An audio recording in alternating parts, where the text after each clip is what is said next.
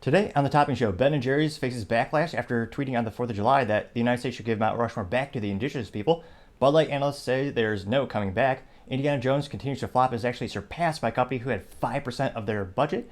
Joe Rogan and Ice Cube both slam trans athletes in women's sports. Trump criticizes DeSantis' stand on ethanol.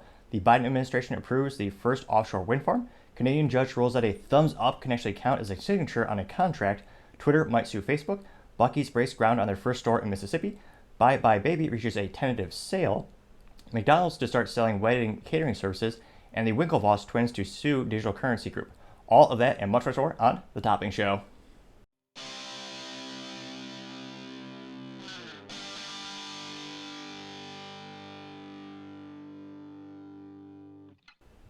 Thank you so much for taking the time to tune in today. Today's episode of The Topping Show is sponsored by Topping Technologies. Topping Technologies is an IT value-added reseller and services company with a special proficiency in IT security. Heck, I see their founder at least twice a day. Gotta say, he's quite handsome and brilliant. He's me, that's the joke. If you're a business owner or an IT leader and need a little assistance, you reach the team at sales@toppingtechnologies.com. Now, going on to the business part of the podcast, you have Twitter perhaps going to sue Facebook because of their recent Threads launch. Now, Threads is the censorship spyware app that Facebook developed to try to compete directly with Twitter, where it's a very similar format where you just, I don't know if you call it, instead of tweeting, you call it threading, maybe threading the needle. Some of their marketing department may get a raise or fired depending on how this goes.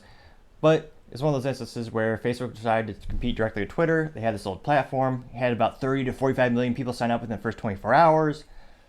And Elon Musk is starting to take note. So Elon Musk actually tweeted, quote, "Competition is fine, cheating is not," unquote. Now, there's several allegations that Facebook was the reason that Twitter actually introduced limits for how many articles people could read. This is because, as recently as a couple weeks ago, the team over at Twitter couldn't help but notice that there were mechanisms, probably automated systems, actually scanning all those, I was about to say thousands, millions of conversations and tweets, taking all of that data, scraping it off for reasons. And now we know the reason is so that they can develop their own tool.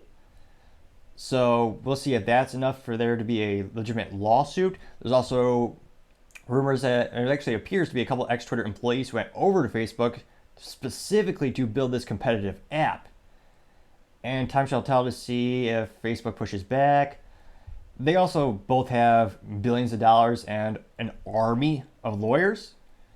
So this could be something that's just tied up in the courts for a decade or more. It's one of those things where it could take quite some time to actually get to the bottom of this. And at which point, Facebook might already have surpassed Twitter in number of users. Personally, I'm a little bit skeptical because since literally day one, Facebook Threads was already censoring people, particularly people on the right. And yet another reason not to join it.